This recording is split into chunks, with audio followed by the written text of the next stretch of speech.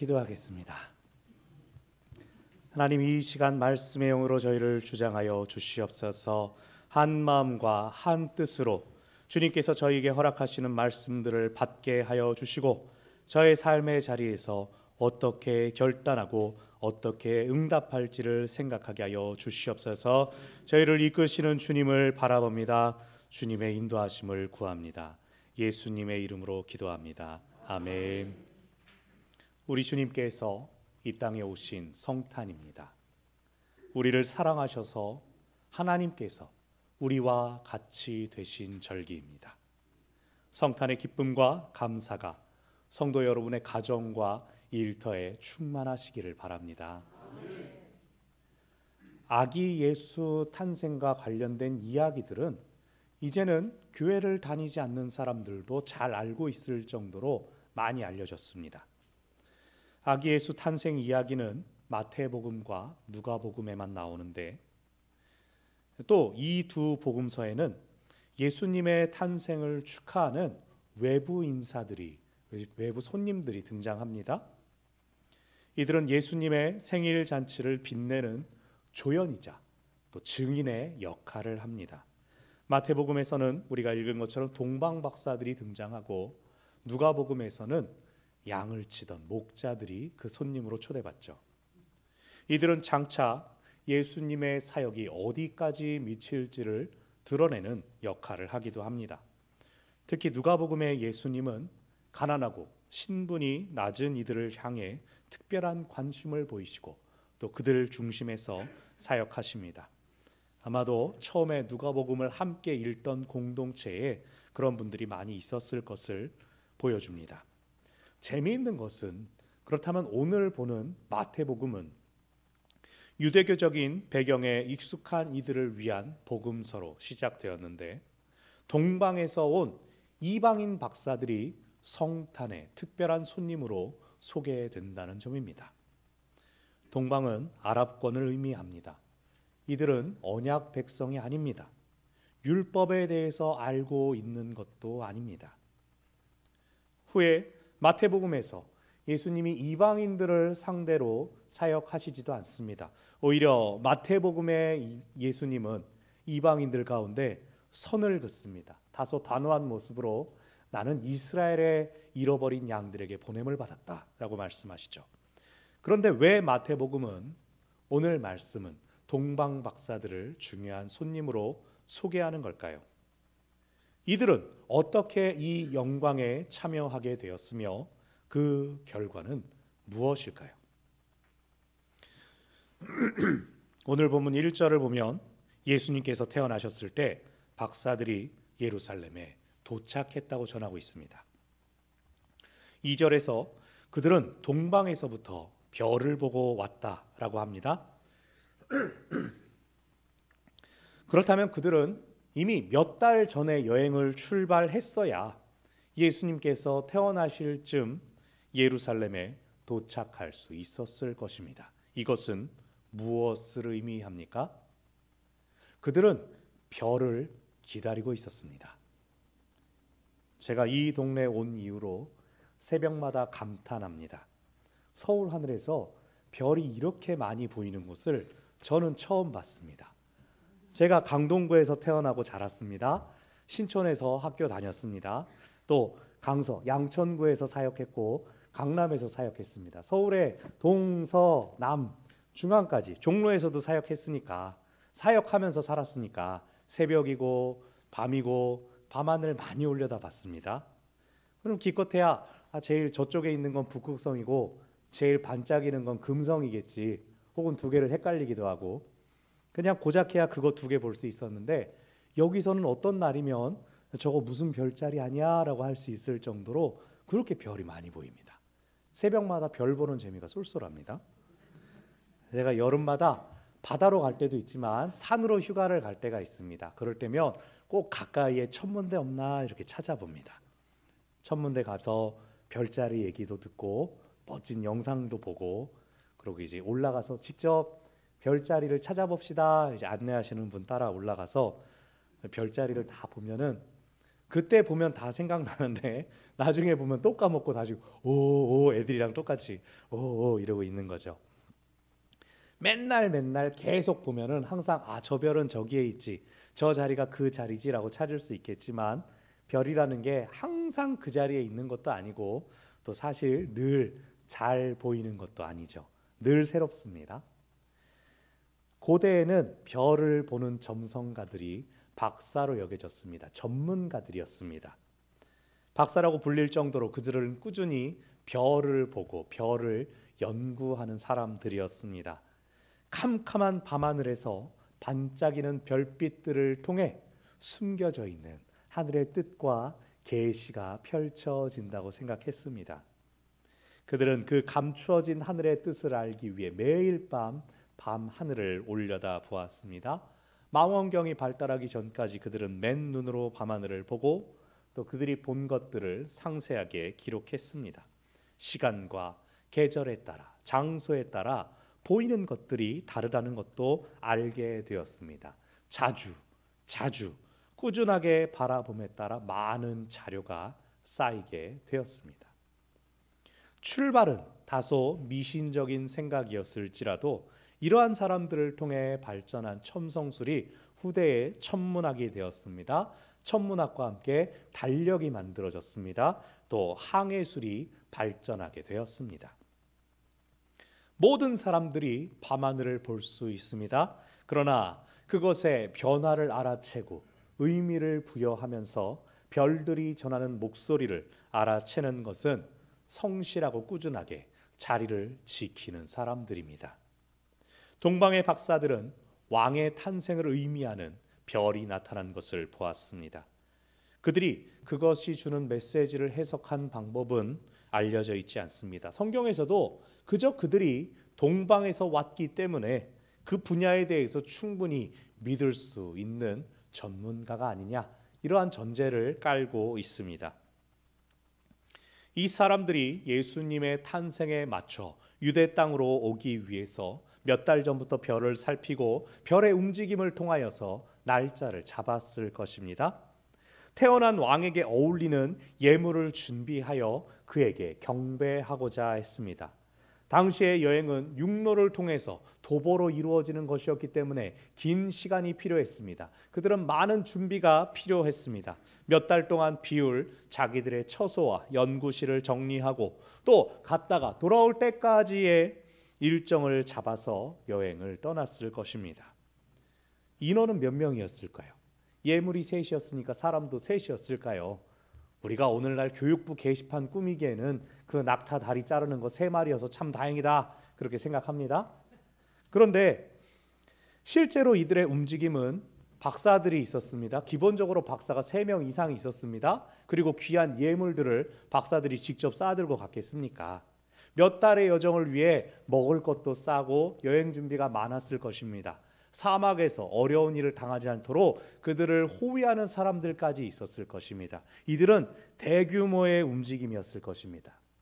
즉, 경배하러 가기 위하여 긴 시간과 많은 비용을 들여야 했습니다.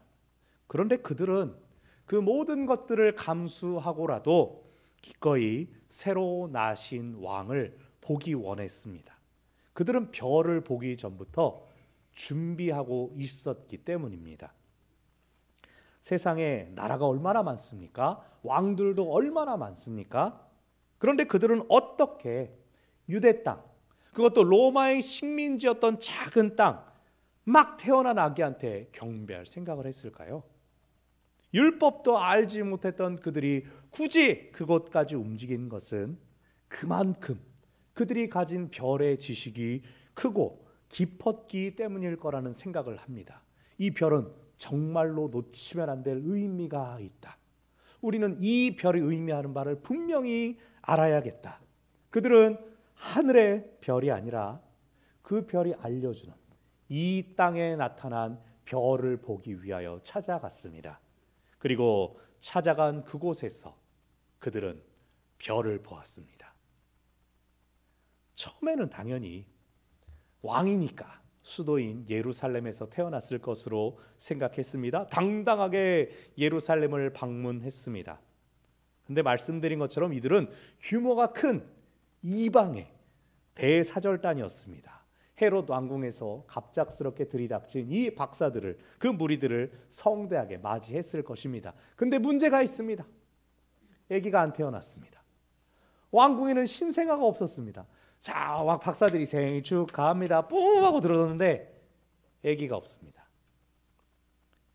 당시에 왕이었던 헤롯, 예수님 탄생 당시의 헤롯은 헤롯 대왕이라고도 불립니다. 유대인들이 로마에 대하여 격렬히 저항하여 로마가 골치를 앓고 있을 때 이두메 사람이었던, 에돔족 속의 후손이었던 이두메 사람 헤롯이 로비를 합니다. 제가 유대 지역을 다스려 보겠습니다. 그래서 왕이 됩니다. 로마 입장에서는 같은 동족이라고 하니까 그래, 알아서 잘해라 라고 왕으로 세웠습니다. 또 헤롯은 정치적 감각을 잘 활용하여서 자신이 왕이 되었습니다. 헤롯 왕조를 열었습니다. 근데 유대인들 입장에서 그는 이방 사람입니다. 에돔족 속입니다. 좋게 볼 이유가 없었습니다. 그랬을 때 헤롯이 유대인들에게 잘 보이기 위해서 선택한 것은 그 당시에 있었던 스룹바벨 성전, 제2성전을 증개축하는 것이었습니다. 솔로몬 때의 영광에 미칠 정도로 성전 공사를 화려하게 하는데 그 기간이 70년 정도가 걸렸습니다. 예수님과 제자들이 후에 성전을 보지 않습니까?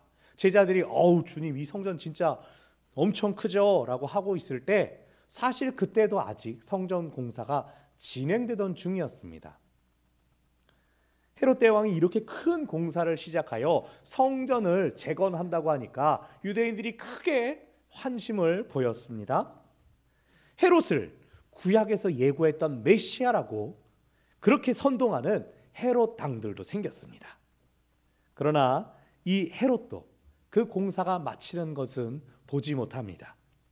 그 성전이 70년이 걸려서 완공됐는데 3년, 4년 짧은 시간 만에 로마에 의해서 철저하게 파괴되어 버리고 맙니다. 후대에 일어날 일이고 다시 오늘 본문으로 돌아와서 박사들이 우리가 별을 보았습니다. 왕이 태어났습니다. 태어나신 아기께 경배하고 싶습니다. 그 아기는 어디에 있습니까? 라고 말했을 때 정작 유대는 어땠습니까? 그들은 구약의 말씀을 가지고 있었습니다. 약속된 메시아 약속의 말씀이 그들에게는 있었습니다. 근데 그들은 그것을 알아보지 못해서 온 성 안에 소동이 일어났습니다. 이두메 사람이었던 헤롯이 성경을 알 리가 없습니다. 대제사장들과 서기관들을 불러 모읍니다. 이 사람들 무슨 소리 하는지 니들이 가지고 있는 성경을 찾아봐라. 그랬더니 오늘 본문 6절에 나오는 미가서 5장 2절의 말씀이 발견되었습니다. 유대 땅 베들레헴에서 왕이 날 것이라는 예언이었습니다. 유대인들이 말씀을 가지고 있었지만, 우리가 언약 백성이라는 그 정체성을 가지고 있었지만, 이방 박사들과 달리 그들은 자신이 가지고 있었던 말씀의 무게를 중요하게 여기지 않았습니다. 그래서 동방 박사들의 역할이 더 중요해집니다. 궁에서 나온 박사들이 다시 별의 인도를 따라갑니다. 자, 다시 여기가 중요합니다. 처음에는 왕의 말을 듣고 성에서 나와 베들레헴을 향했다. 9절 앞을 보면 왕의 말을 듣고 갈새. 이어 동방에서 보던 그 별이 문득 앞서 인도하여 가다가 아기 있는 곳 위에 머물러 서 있는 것을 봅니다. 박사들이 왕의 말, 왕이 종교 지도자들을 통하여 찾은 그 말을 인용하여 던져준 것, 그것을 따라가는 것이 아니라 그들을 인도했던 별을 쫓아갔다는 것이 중요합니다. 말씀이 중요하지 않다는 것이 아닙니다. 그 말씀이 누구에 의해서 읽혀지는가가 중요하다는 말입니다. 하나님은 말씀을 가지고 있었던 대제사장들과 서기관들이 아니라 동방의 박사들을 귀빈으로 선택하셨습니다. 그들에게 별을 통하여 그들이 알 수 있는 방법으로 그들에게 별을 보내주셔서 계시하여 주셨습니다. 그리고 그들은 별의 인도하심을 따를 때 기뻐하고 기뻐했습니다. 하나님은 한 번 빛을 비춘 이들에게서 그 빛을 다시 거두어 가지 않으십니다. 여러분, 여기서 중요한 교훈이 있습니다. 한 번 신앙을 가진 사람들, 복음의 씨앗이 뿌려진 이들에게는 그들의 생애 가운데 다시 그들이 하나님을 만날 기회가 항상 열려 있다는 것입니다. 여러분, 사랑하는 우리의 자녀들, 어린 자녀들이 잘 모르는 것 같아도, 잘 이해하지 못하는 것 같아도 꾸준히 언젠가 그들의 안에서 싹을 틔울 날을 바라며 복음의 씨앗을 뿌려야 합니다. 계속해서 예배 가운데, 기도 가운데, 말씀 가운데 우리 사랑하는 자녀들을 노출시켜야 됩니다. 우리 유치부, 아동부 얼마나 귀하고 중요한 사역입니까? 여러분, 기도 많이 해주십시오. 우리 수고하고 애쓰는 선생님들 많이 격려해 주십시오. 다시 본문으로 돌아와서 별의 인도를 따라간 동방 박사들은 마침내 세상에 참된 빛을 주러 오신 참별, 참빛 아기 예수를 만났습니다. 별을 본 그들은 크게 기뻐하고 기뻐하며 아기 예수께 귀한 예물들을 올려드렸습니다. 10절은요, 그들이 별의 인도를 따랐을 때 기뻐하고 기뻐했다는 내용입니다. 별의 인도함을 보면서도 크게 기뻐했던 그들이 아기를 보았을 때 얼마나 더 크게 기뻐했겠습니까? 지난 몇 달의 여행의 목적이 드디어 달성된 것입니다.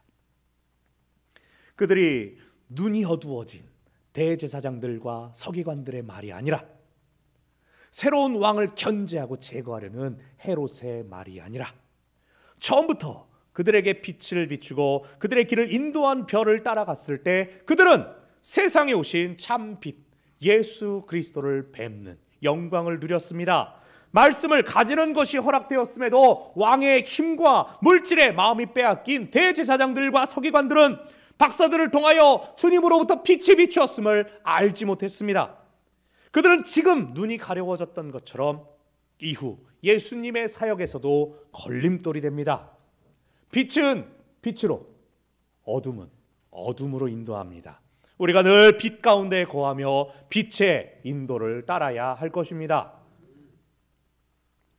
별의 인도를 따라가 빛을 만난 동방 박사들은 이제 어떻게 되었습니까? 그들은 별이 되어 살아갑니다. 헤롯이 박사들에게 베들레헴으로 가보십시오 알려주면서 8절에서 나도 가서 경배할 수 있도록 아기가 있는 곳을 알려주시오라고 말했습니다. 그런데 이 말이야말로, 헤롯의 이 말이야말로 그가 이 아기가 가진 정통성을 인정하고 강화하는 역할을 합니다. 이방의 박사들이 찾아온 이유가 구약 성경에 계시되어 있었으니, 예언되어 있었으니 헤롯이 이것을 우연한 일로 치부하지 못하고 위기감을 느끼게 된 것이죠. 그러니 자기가 말해버린 겁니다. 그 아기는 정말로 예언되었던 그 아기입니다. 헤롯이 박사들을 이용해서 아기를 해치려 했지만 12절에서 이 박사들은 꿈을 통한 지시하심을 받습니다. 헤롯에게 가지 않고 다른 길로 고국에 돌아갑니다. 이들은 이방인이기 때문에 하나님을 알지 못합니다. 그러나 그들은 눈에 보이지 않는 하나님보다, 눈에 보이지 않는 하나님을 두려워하지 않을 수도 있지만 눈에 보이는 세상의 권력을 더 두려워하고 염려할 수도 있지만, 그들의 행렬이 우리가 조용히 살금살금 유대 땅을 빠져나갑시다 할 수 있을 정도로 작은 규모도 아니었지만,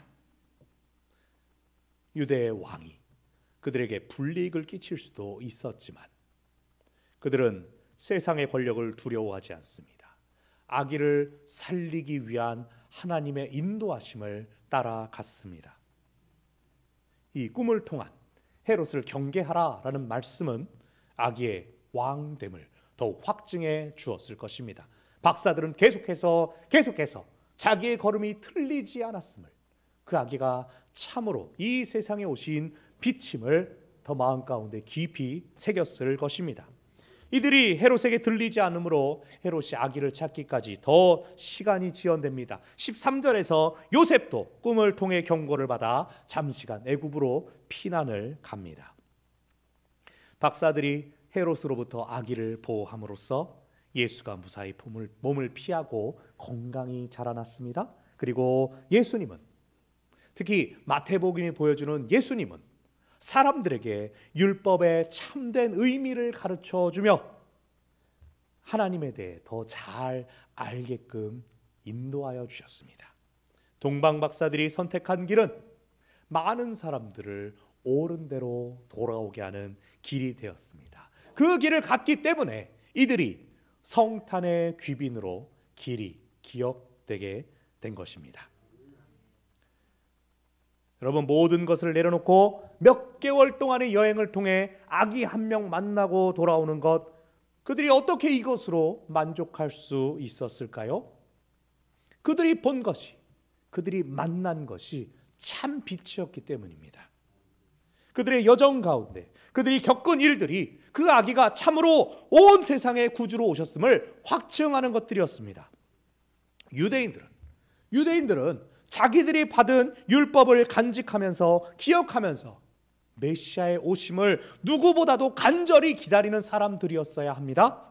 그러나 오늘 보이는 대제사장들과 서기관들은 헤롯이 주는 만족에 취하여서, 그가 재건하는 이 성전의 영광에 취하여서 헤롯의 왕권을 강화하는 데 만족하고 그저 살아갔습니다.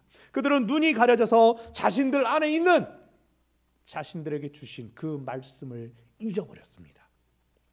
그렇게 어둠을 따라갔고 시간이 흘러 장성한 예수가 그들 앞에 섰을 때에도 여전히 그를 알아보지 못하고 하나님의 뜻도 분별하지 못했습니다.